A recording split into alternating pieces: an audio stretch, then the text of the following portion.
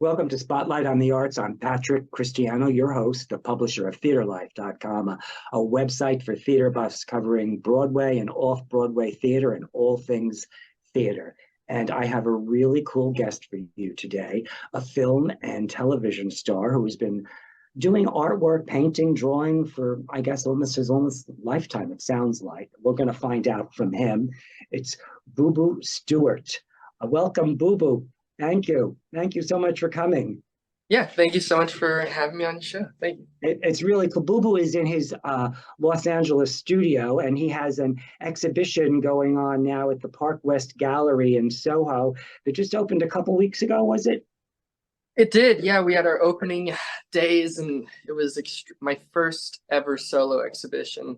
So just being able to see your artwork actually framed and on a wall, and all together is beautiful.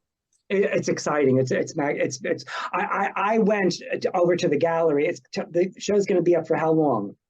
Until September. Did you know the exact address of the gallery in Soho? I don't know the exact address, but it's the Park West Gallery in Soho. It's right on, it's Gallery Row. It's on Broadway, West Broadway or Broadway? I'm not sure. I'm not from New York, so I don't know. I believe it's Broadway, but if it's not, it's West Broadway, Park West Gallery, and get down to the gallery and see his work. Now, when came, there was a line of people around the block to get in to see you because of your film work, apparently. Now, you've been in the business since you're a kid, which is amazing. I looked up your resume, a couple of weeks ago after I met you, and you've been doing things forever.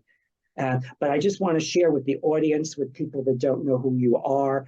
I know you can't talk about any of these films or television shows or any of that because of the equity strike. So I'm just going to mention them just so everyone knows how well known you are and how good you are at what you do, because you wouldn't get all these gigs if you didn't show up and do the job and give them what they want. I practice a lot. And practice makes perfect, and you've been doing it for a long time now. So, anyway, you were Warpath in X-Men, Day of the Future Past. You were Jay in the Disney TV series Descendants.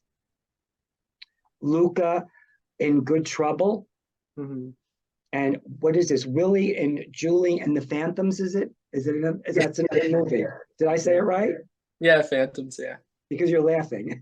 No, I wish I could talk about these things, Yeah, but I can't say anything about them, it's, like because of the SAG strike and everything. Like I love all the work that I've done as an actor, but it's unfortunate, obviously we have to stand strong with the strike.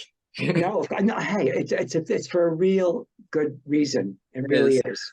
But I just want everyone to be aware of your extraordinary career, because you were a Disney hip hop group, so you sing too. A lot of. You toured with Miley Cyrus. Was that cool or what? Yeah, she was rad. She's dope. Yeah, she's a cool girl. But no, I just love creating. Like for me, I grew up with my dad is an actor and a stunt coordinator, so I'd miss school. I'd always go hang out on set with him. And if we weren't doing that, we were traveling around selling my mom's artwork. So my mom, she made like Victorian glassware and things like that. And so it was just an upbringing of a lot of creative energy. And with that being the forefront of schooling, I guess, was literally surrounded by like creative people.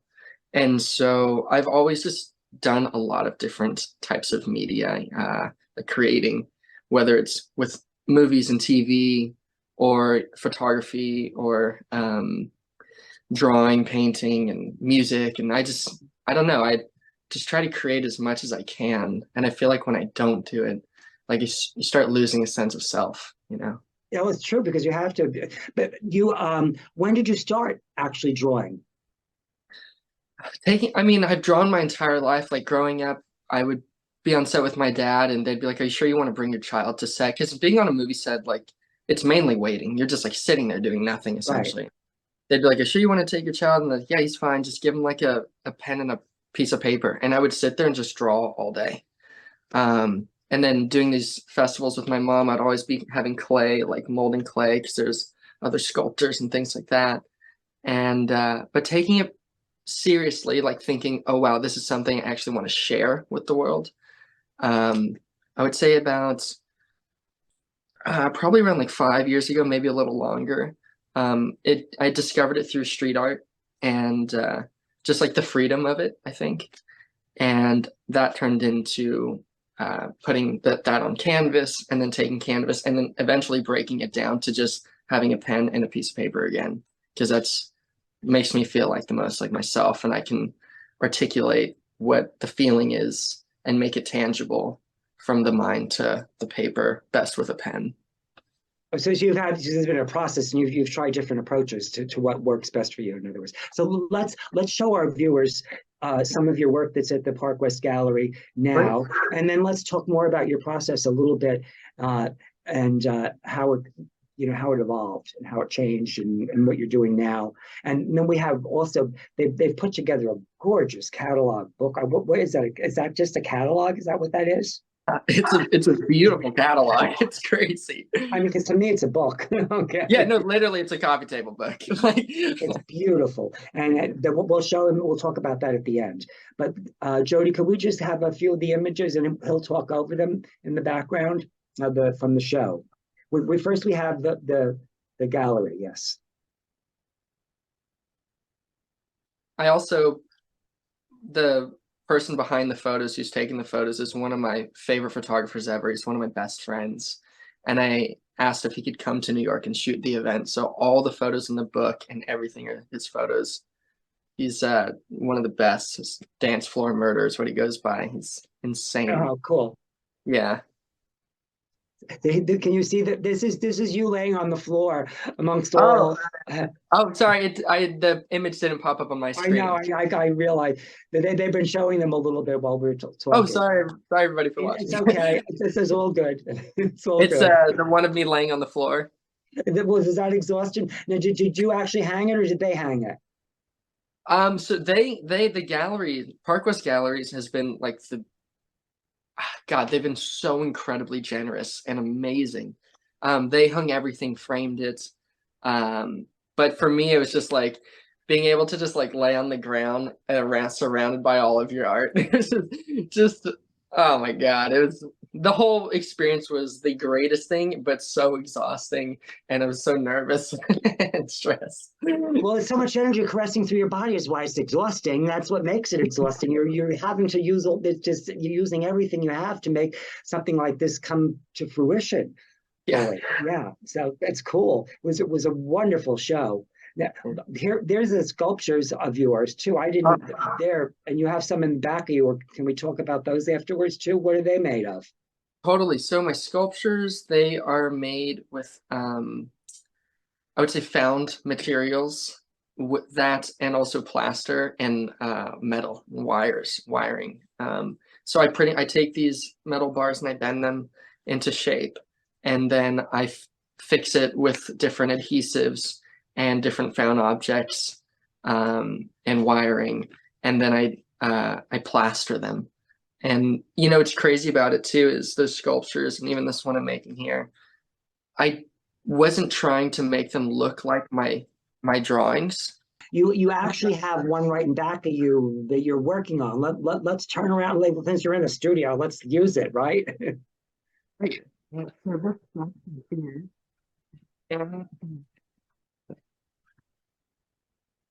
Yeah, we lost your sound. Can you hear me now? Yeah. Okay. All right. Sorry. Yeah, yeah. Technology.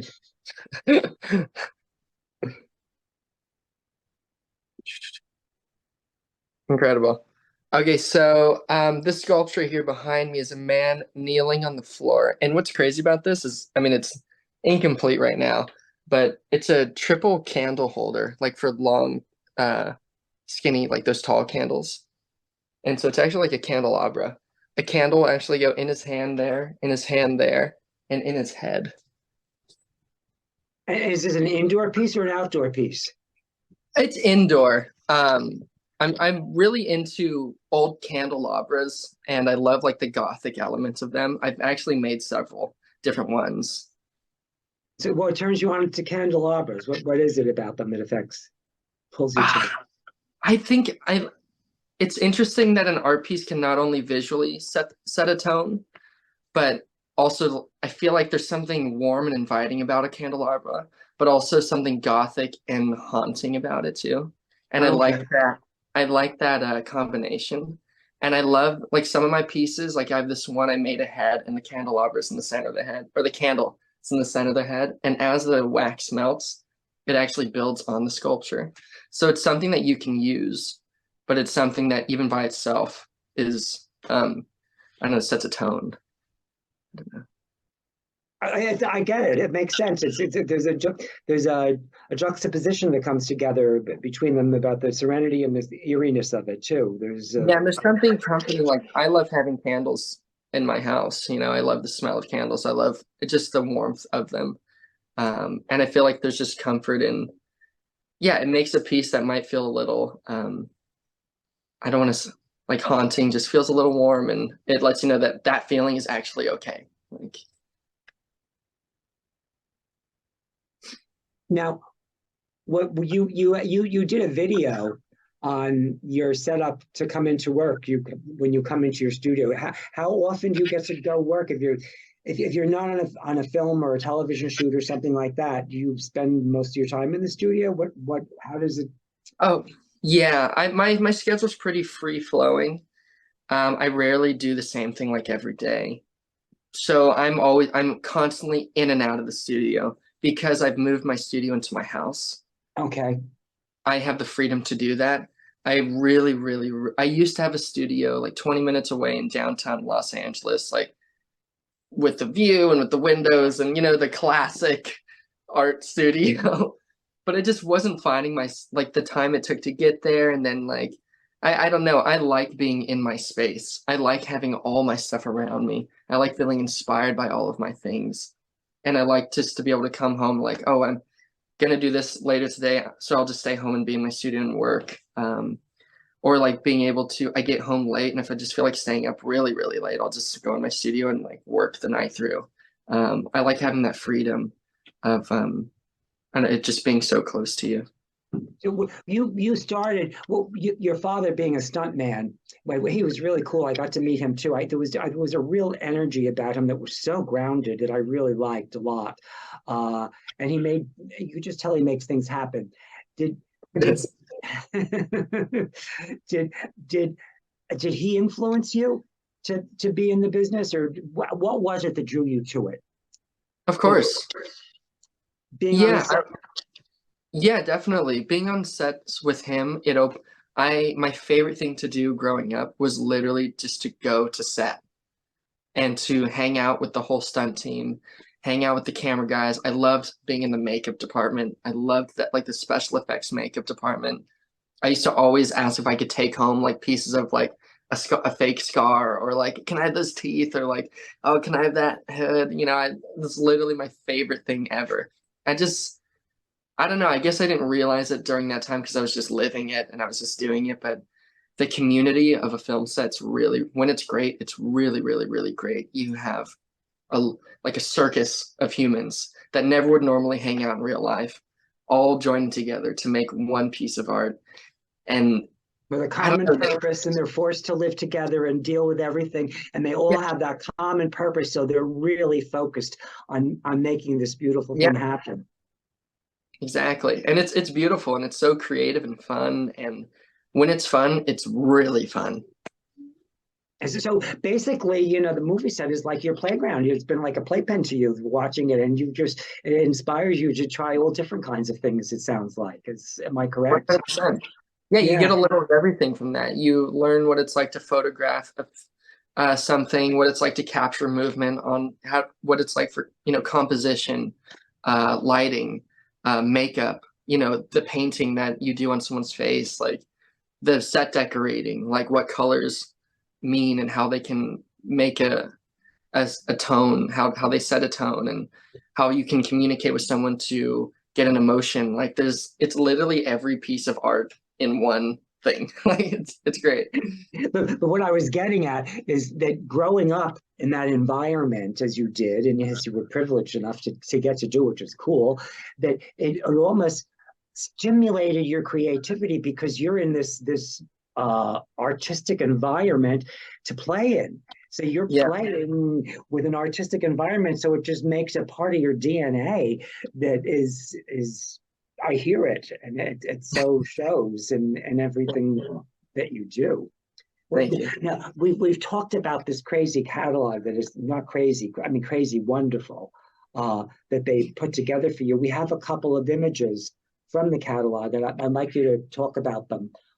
So, can we have the first one, Jody? Hello. Okay. Now, what does this one mean? Can you talk about it? I can't see the image. Which is it Yeah. brittle?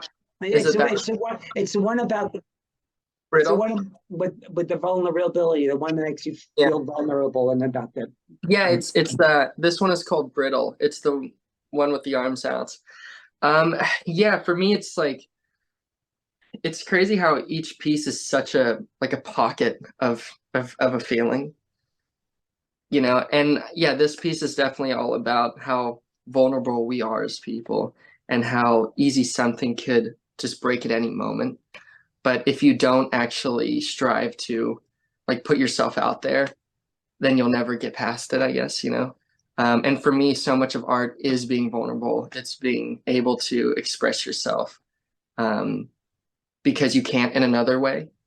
And yeah, the vulnerability of this piece itself, and just how you can the line work in this one specifically is so delicate, that you can feel the sense that it could snap at any point. and you know what I as you're talking about that I think most people aren't even don't people don't think about that like you Mm. do. People don't think about how vulnerable we are and what could happen at any moment. They kind of just move through without taking the time to look at it like you do. Yeah, and I think And that's sorry. yeah, go No, ahead. I think that's why, like for me, like the whole show, it's I didn't even realize this.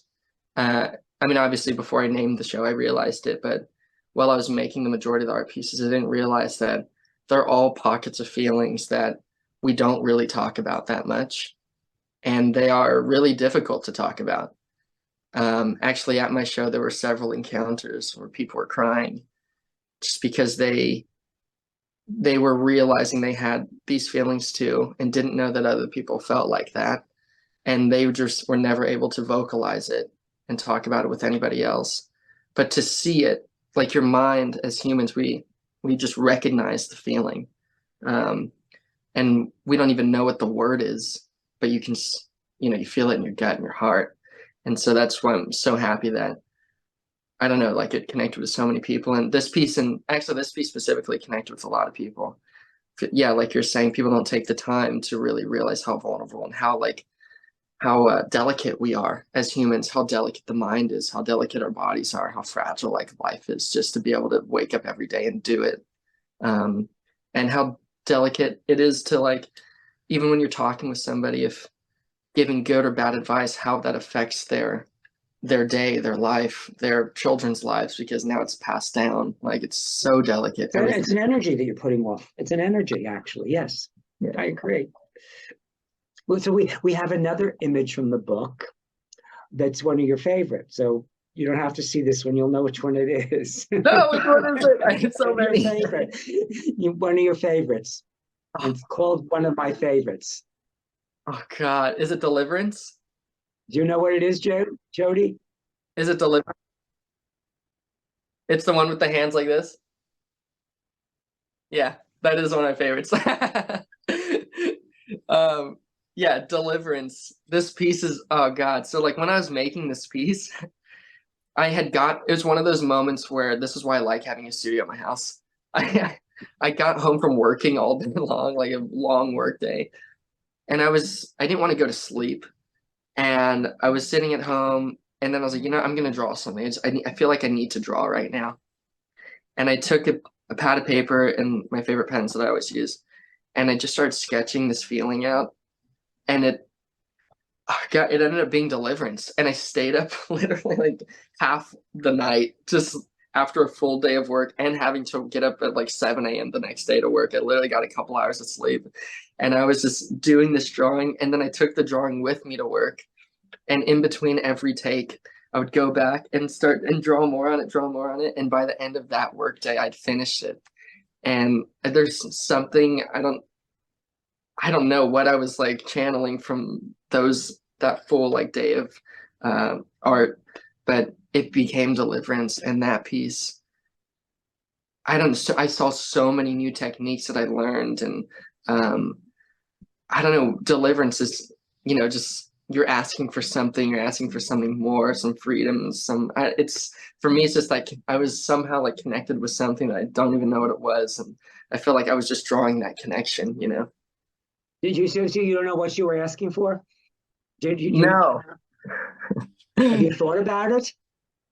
Uh no, because I feel like maybe it was just the purpose was to draw the feeling of what that connection feels like. Okay. And that's to me like what it was.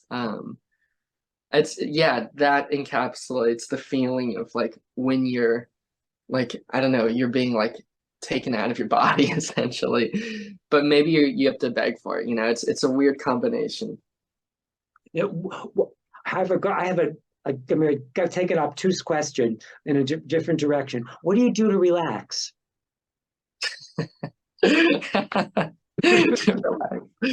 um I mean, drawing is very relaxing to I me. had a feeling that was going to be the answer because I find that drawing is one of the most relaxing things I ever do. I don't draw, but anytime I've ever drawn, it takes you to a different direct side of your brain. Is that right? Yeah, my favorite thing to do is one of my favorite feelings ever is when you're drawing and you slip into that zone, and you're just like in a zone where time and everything kind of, you just aren't thinking about it. You're just kind of like in this, it's you and the paper and the pen, and it's so therapeutic, and it's almost like a meditation in a sense. Like it makes you feel good. Makes me feel good. So drawing for me is definitely what relaxes me. Even if I'm like on a plane and there's turbulence, like if I'm drawing, I can like work through. I'm like not as scared. Like Yeah, I had a feeling it might be. Do you remember the first time you picked up the pen and paper and started drawing? Oh God, literally a child. Like as a child, I would get in trouble in school all the time for drawing all over my homework. I would, it was always with pens too. I never liked colors. Well, because it wasn't permanent. Yeah, yeah. I always liked it. Oh, sorry, 2 minutes. Good. So, but that's cool. Yeah. Now you've evolved that you only do pen and paper, is that right? And if I miss here correctly, so you only Totally. do Yeah, my medium right now, like, and this is just for the time being. I feel like for me, it's just that's how the best way I can express the feelings of how I want it to, how it feels is with the pen. right. It's the tool that I can manipulate the. It's like the straightest line from here to the paper is the pen. From your Um, brain to the paper. yeah, Emotion, exactly. whatever. I don't know what it is. The emotion of the what is it? It's just the spirit that you're getting to. What's the process? That's another show. You'll Yeah. have to come back, okay, Oh, it's good. and talk about the art process. Please. So one more time, your show is at the Park West Gallery in Soho. If you don't know where it is, Google it and find it. It's up until well into September, right? Yeah, September. So you have this whole month to go and check out the pieces, and just I think just surrounding yourself with all the pieces, like it's they're prompts for emotions. And I think when you go to the show, read the title and then stand in front of the piece and just let it give you what you're asking for essentially. Like, and I think it happens. It's an interesting process, like reading the title and then standing in front of it and just looking at it and just having this dialogue with it, and it'll happen. Cool, thank you. I think we forgot to show the images of you with all your fans in front of you, but they were really cool images because the people were so excited to see you, and it was I think did we show them? I don't remember showing those. Did we?